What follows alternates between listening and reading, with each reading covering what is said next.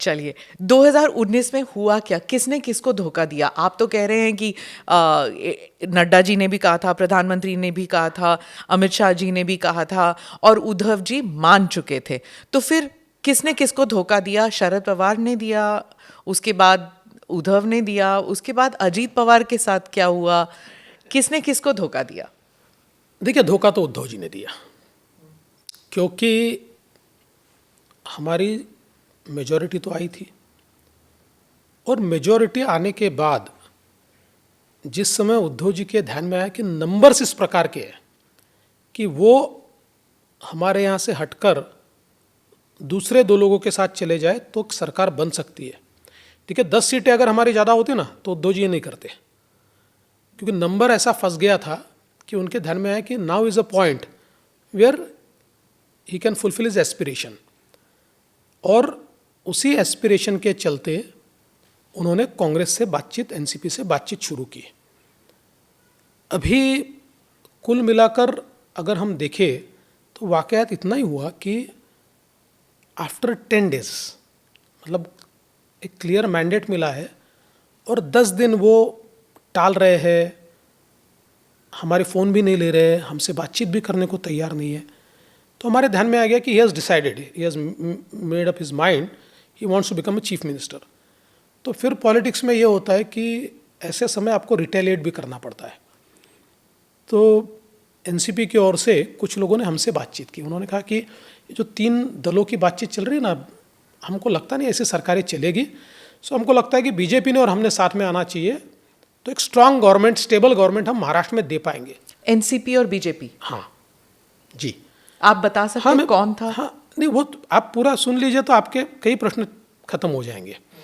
मैं इतना ही कहूँगा कि अभी एनसीपी के मेजर लीडर्स में से कोई था। तो फिर मैंने मेरी पार्टी में भी बातचीत की, मैंने कहा कि देखिए इन्होंने तो धोखा दे दिया है और हम लोगों को तो उनकी क्या बातचीत चल रही है समझ में आ गया था, ये तो अपने साथ नहीं आने वाले, तो अब हमको at least we should see that he doesn't succeed, मतलब कोई अपने को बैकस्टैप करके सक्सीड हो जाए तो इट्स नॉट गुड। तो मुझे परमिशन मिली, उसके बाद हमने मीटिंग की और मैं वापस कहता हूँ, हमने मीटिंग शरद पवार जी के साथ की। शरद पवार जी ने इस बात को माना कि महाराष्ट्र में स्टेबल गवर्नमेंट देंगे, बीजेपी और एनसीपी साथ में आएंगे। शरद पवार जी ने ये जिम्मेदारी मुझ पर और अजीत पवार पर दी।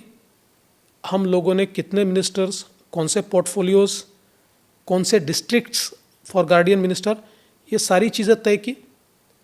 And one fine morning Pawar साहब पीछे हट गए और पवार साहब ने इनके साथ जाने का फैसला किया। उस समय अजीत पवार ने कहा कि इतने आगे जाने के बाद मैं वापस नहीं आ सकता हूँ, मैं ऐसा काम नहीं कर सकता हूँ, क्योंकि आपने मुझे आगे किया, आपने मुझे जिम्मेदारी दी थी। सो वी कंटिन्यूड और हम लोगों ने शपथ ली। अनफॉर्चुनेटली उस समय सुप्रीम कोर्ट ने जो वर्डिक्ट दिया, उस वर्डिक्ट का अगर हम लोग एनालिसिस करें तो जो अजीत पवार के साथ लोग थे वो अगर हमारे साथ रहते तो डिस्क्वालीफाई हो जाते, और उसके चलते देयर वॉज नो अल्टरनेटिव, क्योंकि पार्टी तो नहीं आई थी, लोग आए थे उस समय और सुप्रीम कोर्ट का वर्डिक्ट इस प्रकार का था, तो देयर वॉज अ पॉसिबिलिटी, तो इसलिए अजीत पवार वापस चले गए। तो इसलिए मैं ये मानता हूँ कि जहाँ तक बैकस्टैबिंग का सवाल है तो बैकस्टैबिंग तो उद्धव ठाकरे ने किया है, लेकिन डबल प्ले का सवाल है तो वो पवार जी ने किया है।